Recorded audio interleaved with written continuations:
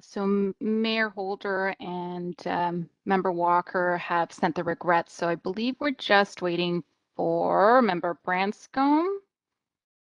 So I might give it one more minute and then we'll get started. Actually, you know what? Now that we actually do have quorum, can I quickly get a motion to adjourn the in-camera session?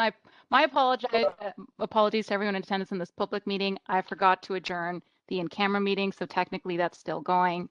So if I can get a mover and seconder to adjourn that, moved by Member Cassidy, seconded to Vice Chair, all in favor. Excellent, and that's carried.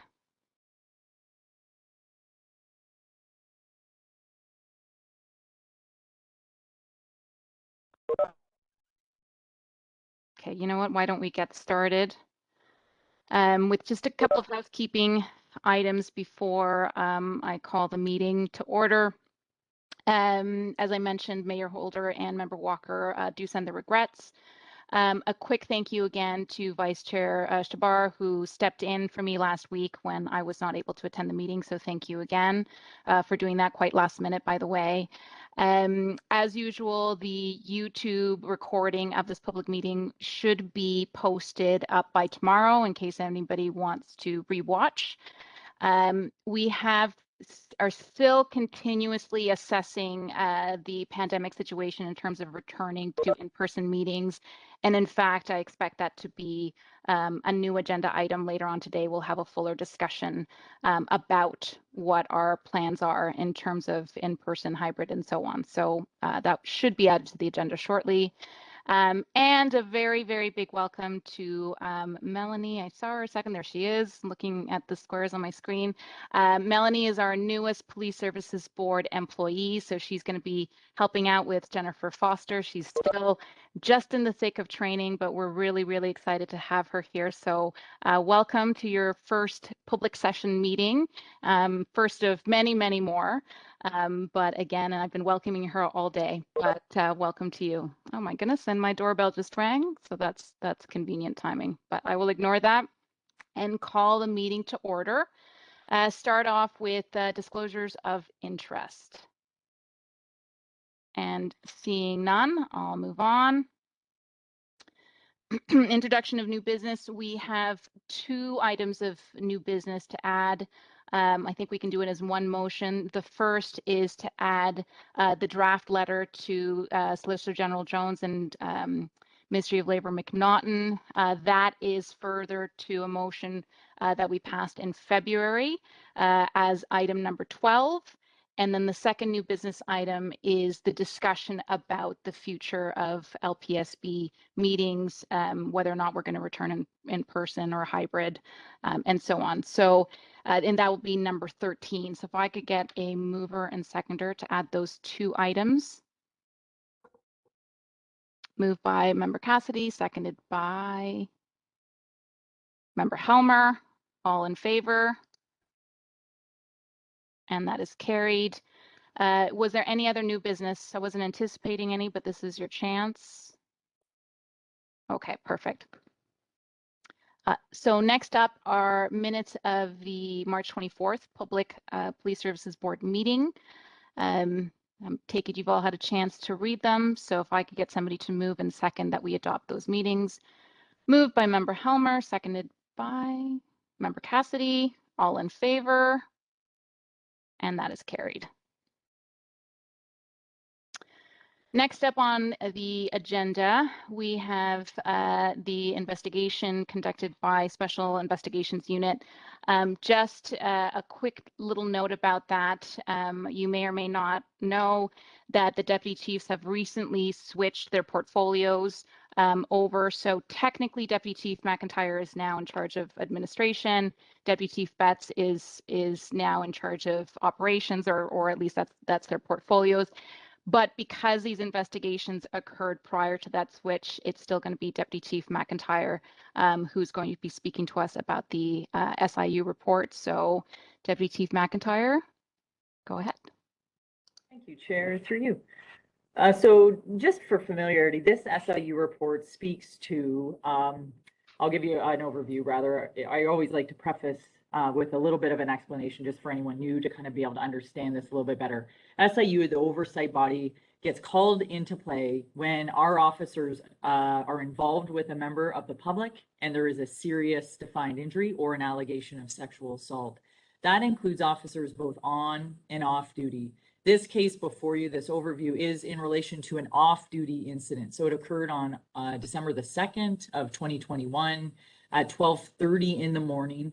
And the off-duty officer witnessed 2 males in the area breaking windows, throwing large rocks through residential windows. The officer took it upon himself to pursue these males. One person got away.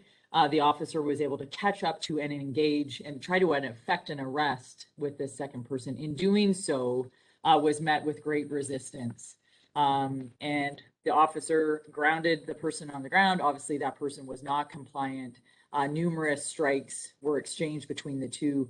At one point, it's very interesting, and it's highlighted by the SIU that the officer believed the male on the ground was trying to reach into his pocket to access a knife. And so, you know, that later came to fruition to realize he did actually have a knife on his person. So it just goes to show you the volatility that can exist when anybody engages in these types of incidents. At the end of the day, the male sustained a fracture to an orbital bone that's very much consistent with being punched in the face head region. The male was transported to hospital. Of course, then the SIU becomes engaged. The SIU cleared the officer and really in short, and I cut and pasted the paragraph from the director just for the public's awareness, just to read their comments, and said really he acted in due course and completely his actions were reasonable. And his belief that the male was trying to access a knife was confirmed later through that search. So the director mentions a fire extinguisher. I guess the youth had stolen a fire extinguisher that was used by the officer to strike the man in the chest. It was not what broke his orbital bone. I just tell you that out of clarity. It was a hand strike. So then what happens after the SIU clears the officer is our police service, or our professional standards branch, sorry, they do a parallel investigation. What they're looking for there is, did the officer comply with not only LPS policy procedure, but what was their conduct then in relation to that incident? Maybe it didn't meet a criminal threshold, but was there something, a lower threshold of an offense, I guess, if you will. And so that officer fully completed and cooperated with the investigation, and there was no finding of wrongdoing as a result of that parallel investigation. So this report is submitted to the board and to the public for your awareness. And again, these are all on the SIU website as well. But that's my summary of that for your review. And I'm open to any questions you may have. Thank you, Deputy Chief McIntyre. Does anyone have any questions about that report? Okay. Seeing none, can I get a motion to receive the Special Investigations Report? Moved by the Vice Chair, seconded by Member Helmer. All in favor? And that is carried. Next up, we have the Crime Stoppers Quarterly Statistical Report. Deputy Chief Betts. Thank you, Chair, and through you, there's really very little to report in this first quarter of 2022. As you'll see in the report in front of you, there has only been very few Crime Stopper submissions so far, which is not dissimilar from the same time period last year. In page 2 of your report, you'll see some of the trends as far as what's been taking place from the course of the year. So although we've had very few in Q1 of 2022, it does not necessarily translate into a low Crime Stopper submissions throughout the course of the year. More than that, there's not much to say. However, I am open to taking questions should there be any that comes from that. So if not, then my recommendation is the board receive this for their information. Thank you, Deputy Chief Betts. Any questions?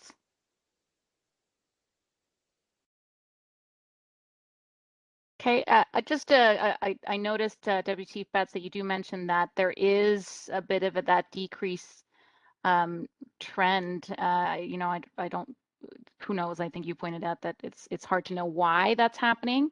But is this something that LPS is concerned about? You know, is there anything sort of long-term we can help bolster? Because I wonder if some of this is just people don't really know about Crime Stoppers like they did, you know, back in my younger days. It was a much bigger thing.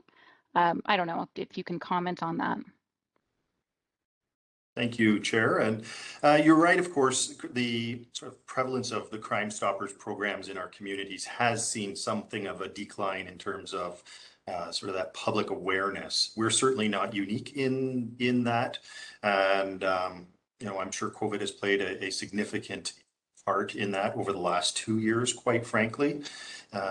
Really be too early to try and assess whether or not this is something that's going to continue on long term. And, you know, I know the Crime Stoppers program and the coordinators there themselves have indicated that they've seen this decrease as well. So not really a whole lot more that the board can do on this. It's a Crime Stopper program that we support, but they really own the marketing of that program. We reap the benefits, and so too do the community when they do pan out. And of course, every tip that's received is reviewed and investigated where possible. Thank you, Deputy Chief. That is helpful. So can I get a motion to receive the quarterly report? Moved by Member Branscombe, seconded by Member Cassidy. All in favor? And that is carried. Deputy Chief Betts, next up again, talking to us about another quarterly report, this time the Suspect Apprehension Pursuits Report. Thank you, Chair, and through you. I suppose this report is really the lack of suspect apprehension pursuits, because we don't engage in very many of them during the course of the year. They are a high risk, low frequency type of an occurrence. So that is something that obviously we try and not engage in any more than we absolutely necessarily have to. The page 2 of your report depicts when and why we would engage in a pursuit. And in today's current age of technology, you can't outrun a radio. And so, in most cases, we're able to coordinate a response to those that are fleeing from police action by coordinating that through alternate means. And in fact, a great deal of the training associated to suspect apprehension pursuits is about alternatives to pursuing. You'll recall in November that I presented to you some information with regard to training. That training is ongoing, and that training really does focus on how do we present alternatives to pursuing and with regard to termination of pursuing as well. Very little in terms of activity to report. 3 pursuits recorded during the course of this year, much like use of force reports. They are reviewed for compliance not only with regulatory expectations, but our own internal policies and procedures. And are we in compliance with that? Where we're not, we engage in additional training to make sure that we get back as long as nothing egregious has taken place. You will see on the page 2 of your report what the Q1 comparisons are for the last 5 years. We're pretty much on track. Last year we had 1 during the same period of time. This year we've had 3. And I suppose if you had to make a generalization in terms of a trend, and that's that pursuits in total throughout the calendar year are decreasing from 17 in 2018 down to just 7 last year. So if that trend continues, we'll know better by the Q4 report at the end of the year if that's going to be something that does continue. And of course, we will give you quarterly reports throughout the course of the year so we can keep track of that. Subject to any questions or further clarification, which I'm happy to respond to, my recommendation is the board receive this for their report at this time. Thank you again, Deputy Chief Betts. Any questions about that report? Member Cassidy. Thank you, Madam Chair, and through you to the Deputy Chief. We see that 2 of the pursuits this year were not following procedure, but in general, over the last few years for the same time period, we don't see much, if any, of that at all. I wonder about the rest of the year. Is this pretty consistent? Is it really rare to see these procedure violations?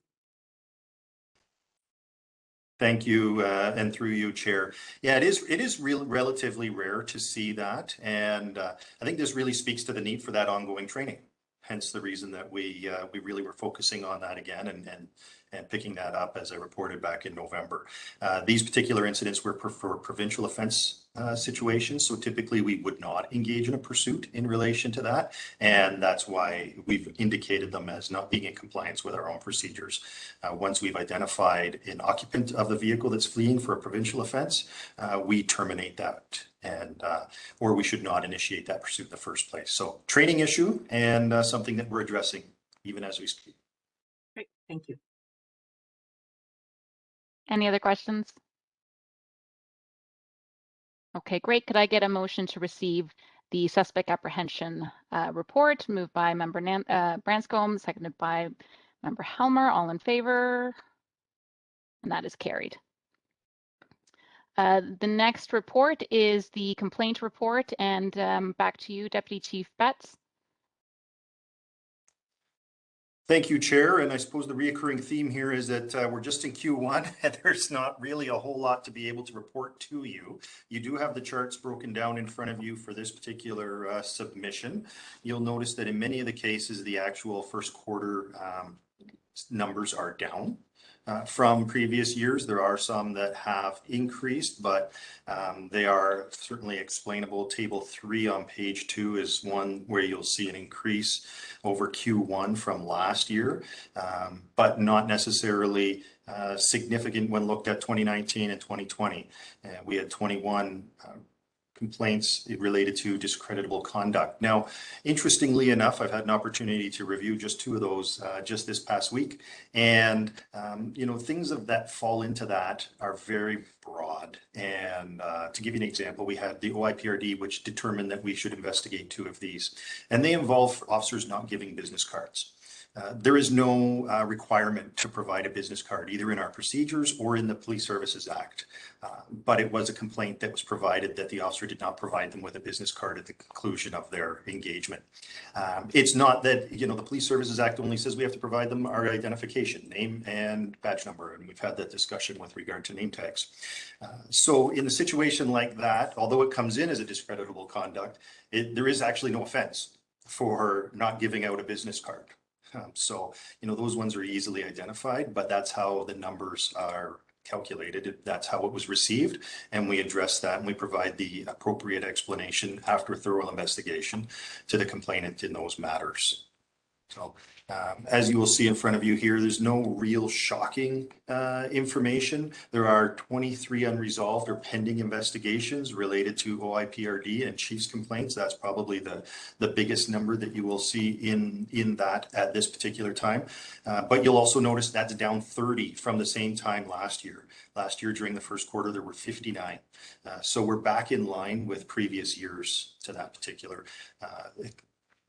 stat. I am happy to answer any specific questions with regard to this with this report, but there are no real trends to provide to you at this time. And if there are no questions, then my recommendation is you receive this for your information. Thank you, Deputy Chief. Any questions about the first quarter complaint report? Okay, seeing none, can I have a motion that we receive it for informational purposes? Moved by Member Cassidy, seconded by Member Helmer, all in favor? And that is carried. Next up, there's public correspondence to be received.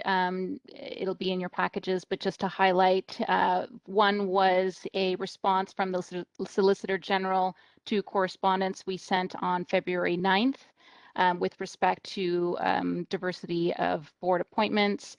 And there is also correspondence between Ottawa Mayor Jim Watson and our Mayor Holder with respect to the support that London Police provided to the City of Ottawa during the occupation there. So unless there's any questions about either of that, if I could get a motion to receive those public correspondence. Moved by Member Branscombe, seconded by Member Cassidy. All in favor? Excellent, and that is carried. Thank you. The next item is we're going to be speaking about the panels. The first one is the Anti-Racism Advisory Panel. And I'm happy to turn that over to Vice Chair Tibar, who is part of that meeting, and just to give a little bit of an overview to the public about what we spoke about at the last meeting. Thank you, Chair. So I'll try to give a pretty quick synopsis of what we chatted about, despite the fact that we covered two pretty important facets of the same conversation. So the Anti-Racism Advisory Panel last met on March 28th at 5 o'clock, I believe. We were joined by Romina Morris. Romina Morris is the Director of Anti-Racism and Anti-Oppression with the City of London. And she's spearheading a lot of the efforts with regards to the to commemorate the attack on June 6th against the Afzaal family. So Romina's been working with a number of community organizations, not-for-profit, governmental organizations, and really organizations right across the city in southwestern Ontario as different individuals and organizations are working to commemorate the one-year anniversary of the murder of the Afzaal family. And so Romina came to the Anti-Racism Advisory Panel, provided us with a brief of some of the work that she's been doing, and answered our questions in terms of what role we can play as the London Police Services Board in general, and the Anti-Racism Advisory Panel in particular, in terms of how we can support, contribute, and offer our services towards those things. And so it was a excellent conversation, very informative. Romina is doing incredible work, and the fact that she took an hour out of her day to come and share that work with us was very, very appreciated by members of the advisory. Yeah. So We were also kind of flowing from that. We were also joined by Ziad Zabian, who I've known Ziad my entire life, and I don't know what his actual rank is right now with the police, right? But I know he's a Sergeant. sergeant. Yeah, he'll give me grief on that on the weekend probably. But yeah, Sergeant Zabian then. So he joined us and provided a really moving presentation on again the murder and the attack on the Afzal family, and took us through a PowerPoint or a slideshow presentation that really explored the chronology, some of the steps, I think public steps, obviously, that the police took in relation to that, and the impact, not just from, well, no, the impact of it on him personally, on the police professionally, and then also by extension on the community themselves. And it was a moving, I guess it was the first time I had heard the presentation, but and I know that Deputy Chief Betts had said the same thing, that it was his first time seeing that presentation as well. But from what I understand, Sergeant Zabian had given that presentation a few times, and suffice it to say, speaking on my behalf, but also on behalf of the advisory panel, we were moved and really left speechless by the presentation itself, and kind of focusing on the past events that took place over the last number of months, and then trying to look forward in terms of immediately to June 6th, and then also what happens after June 6th there. And so it was a jam-packed anti-racism advisory panel meeting. It was incredibly informative, emotional, and yeah, that's my report there. Thank you. I'd be happy to answer any questions that you may have. Thank you so much, Vice Chair. And I just wanted to highlight the title of Sergeant Zabian's presentation was "Strength in the Darkest Moment of Grief," and that just so perfectly sums up that combination of the amount of strength during just the most profound community-wide grief, and it was very, very moving. But if anyone has any questions about that. Okay, seeing none. We don't have to receive that as a report. So next up was an update on the Mental Health and Addictions Advisory Panel, which also met on the same day. Now, it was supposed to come from Member Walker. Member Branscombe, you were there. Would you mind stepping in for her and giving a bit summary? Sure, I could have reviewed my notes, but I'll just have to go from memory. The committee hadn't met for a very long time, so we kind of spent most of the time sort of discussing, the three kind of main objectives, because we didn't want to be all over the map. So we wanted to pick three things that we thought we could accomplish in the next year or something like that. So we haven't sorted that out. We had a lot of talk about what those issues might be, the homelessness, mental health issues downtown. Talked about the coast, I don't know if it's a committee or the pilot project, and how we're looking forward to that, because we think that it's going to actually make a big difference. So I don't think we pinned anything down. We did find we ran a really short of time. We had booked an hour. So next meeting is, I don't know, next week or 2 weeks, and we've got 90 minutes because we want to be able to cover this stuff without racing through it. So we're sort of just getting our sea legs right now, trying to figure out what three main things we want to focus on, and how the police services can sort of feed into all the other services that are provided for the various mental health organizations that are doing good work out there already. So where would we like to direct our services and our efforts in the best way for the best outcome? So I don't think we came to many decisions, but we are sort of getting closer. Thank you, and I apologize. I should have noticed earlier that Member Walker wouldn't be able to present that and giving you a bit more of a heads up, but I really appreciate that. Yeah, I don't think there's anything earth-shaking right at the moment, but as we sort of decide on those big high-level things that we want to accomplish, then we can share that with the group, and we can move from there. So. Excellent. I know there was a lot of turnover as well in that group, so it's probably a nice regroup for the group over the next couple of months. Any questions about the mental health panel meeting? Okay, great. Thank you again for providing us with that update. So next up, we have the first item of new business, which was the draft letter to the Solicitor General. Just a quick background again, the motion from February was to send letters requesting meetings. It was actually both with the ministry and the municipality. So if this letter is approved, a very similar letter will be sent to the city as well, just taking out the parts that correspond only with the province. And that motion again was for a meeting with both the city and the ministry to discuss the appointment process and ensure the appointments being made are open, transparent, and using that equity, diversity, and inclusion lens. So there is a draft letter in the package and open to any discussion about that letter, any changes, and so on. Yes, go ahead. So you may not be surprised that I won't be supporting the letter based on our discussions earlier. I won't belabor it. The presumption that the process isn't fair and open is a bit disturbing to me. And as the newest member, I think they did a very good job with the appointees that they have here. And I wouldn't presume to tell them what to do. I don't mind having a discussion about the process, but the addition of telling them that they aren't doing it properly, I don't support that. So as I said up my piece earlier on when we first talked about this. I won't belabor it, but I'll be voting against sending the letter. So.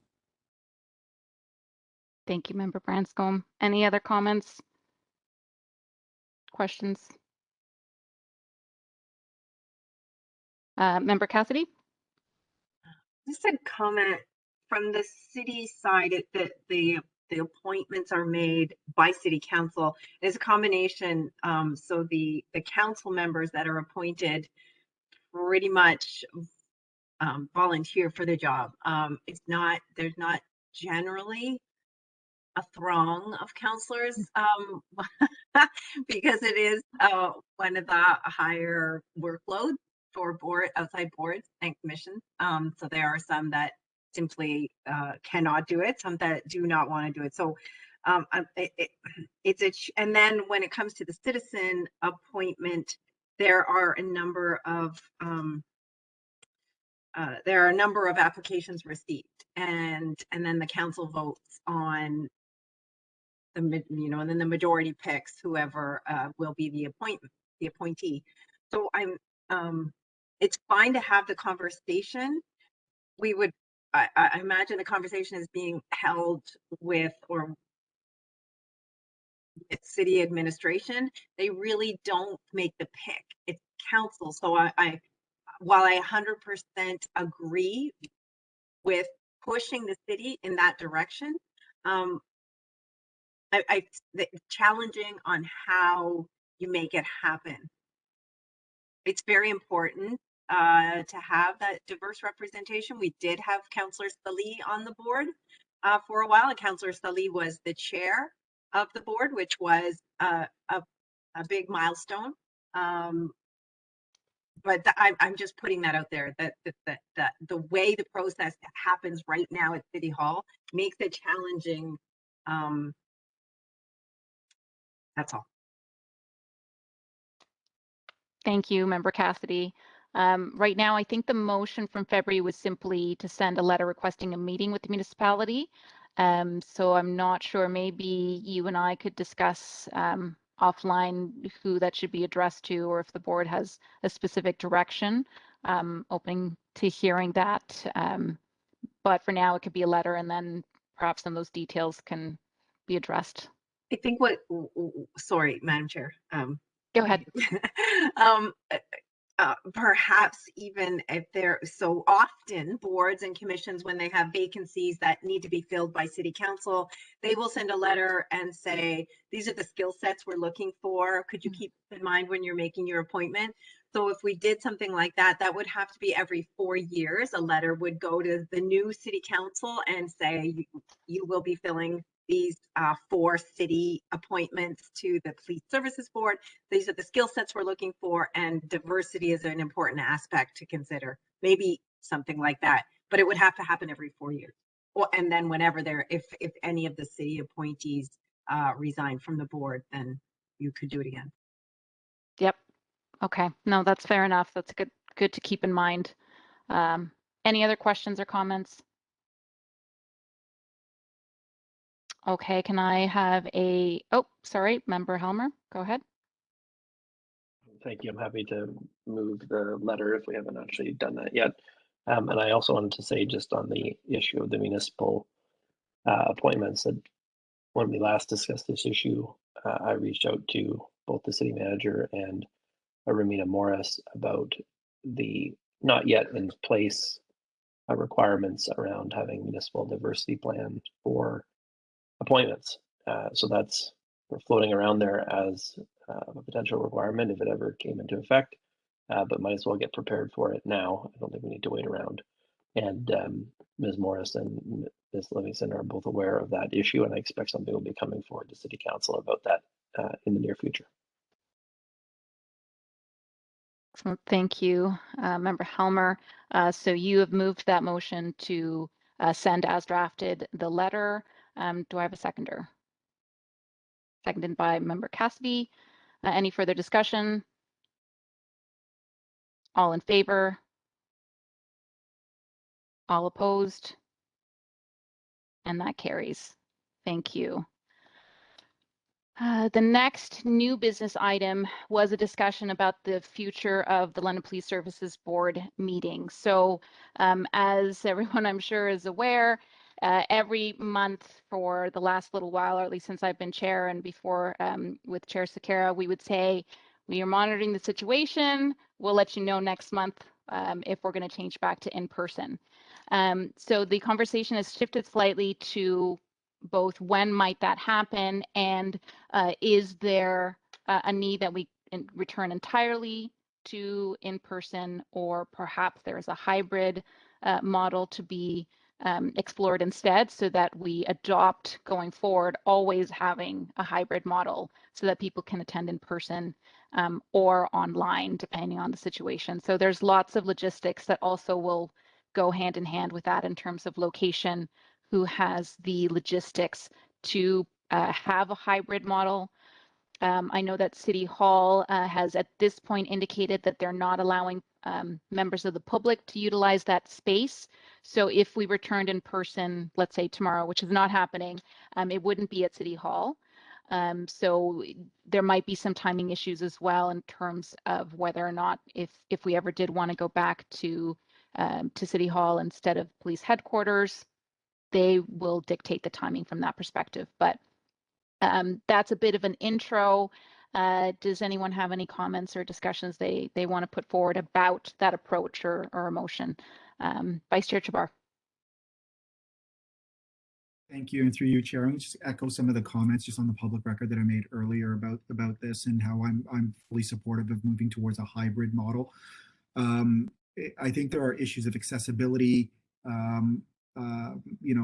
especially in this COVID reality that we're living in. As much as we may wish for COVID to be done, it's not, and probably won't be done for a while. And so members of the community, the larger community, who may be immunocompromised or who may have certain other issues that may preclude them from physically attending in large spaces, at least this would provide them in a hybrid model to still have access to these meetings. So on that front, looking at attendance, not just from a community perspective, but also from an internal perspective. I know that Ms. Foster had said at one point in a previous meeting that, and I know my frame of reference only goes back 4 months, but that the attendance online for our meetings is markedly increased versus what it has been historically for people attending in person. And so I think based on the past couple of years, and we've all become more technologically savvy than we were maybe in March of 2020. And so the fact that we can do this right now isn't just a benefit to the members of the board, but also to the staff, the administration, and anybody else, members of the media, whoever wants to attend can do so without having to physically come into the meeting. And so for all of those reasons, I would be very supportive of moving towards a hybrid model where if individuals wanted to attend in person, so be it. If people want to attend online, so be it. Whatever your preference is in that regard. I think we're at a stage in our technological kind of reality that where we can easily, maybe not easily, but we can facilitate that. So that's my position on this matter. Thank you. Thank you, Vice Chair. Member Branscombe. You're muted. Is Ali, Vice Chair, making the motion, or if he is, I'm happy to second it because I feel exactly the same way. So I'd be happy to make the motion if that's okay, Chair. Absolutely. So just to be clear, is the motion that when we do return to some form of in-person, that it be a hybrid model? Did you want to just leave the date pending? Yeah, and through you, Chair, I think substantively we can maybe agree, subject to the will of the board, to move towards a hybrid model, but then leave the specifics insofar as date. Again, COVID is an evolving situation. The reality today may not necessarily be the reality next week. So I think we may be well advised to just put a placeholder or something for the date right now and just tackle that a little bit down the road. Okay. I think that's helpful. And just again, for people to know, we actually only have 2 more meetings before we break for the summer, May and June, and then the board does not meet July, August. So it likely, if there was a date for the hybrid move, it probably would be September at the earliest. But as I understand, the motion right now is simply that the board agree that we will be adopting a hybrid model, and the date of that hybrid model being implemented is pending assessing the situation and logistics. Does that capture it? Okay, and Member Branscombe, are you comfortable seconding that the way I framed it? I am indeed. Perfect, excellent. Any other discussion about that? Okay, I'll call the question. So all in favor? Excellent, and that is carried. So we will obviously keep the public and the media and administration aware of what the intention is, but for now, I think it's safe to say we will probably continue with just the online approach for the May and June meetings and reassess, and perhaps maybe in September do the hybrid model, but again, we'll see. We'll play it by ear until then, but safe to assume, I think, that May and June will be on WebEx. So that is the meeting. So I just need a motion to adjourn. Moved by Member Branscombe, seconded by Member Cassidy. All in favor? Thank you, Chair. Excellent. Thank you so much, everybody. Have a great day. I will see you next month.